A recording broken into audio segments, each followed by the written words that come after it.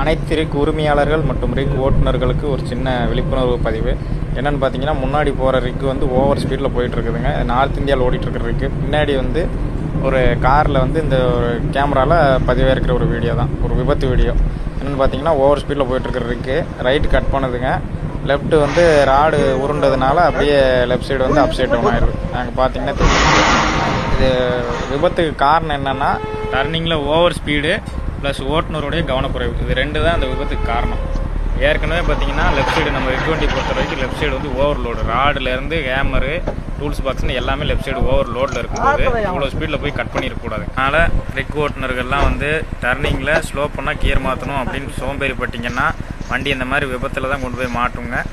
தயவு செஞ்சு வந்து ரொம்ப கவனமாக ஓட்டுங்க ரிக் ஓட்டுநர்கள், மற்ற லாரி ஓட்டுநர்கள் எல்லாருக்கும். இந்த வீடியோவை எல்லாருக்கும் ஷேர் பண்ணுங்கள். உங்கள் ஓட்டுநர்கள், நண்பர்கள், அப்புறம் உரிமையாளர்கள் எல்லோரும் பார்க்கணுங்க, பார்த்தா தான் தெரியும். நன்றி, வணக்கம்.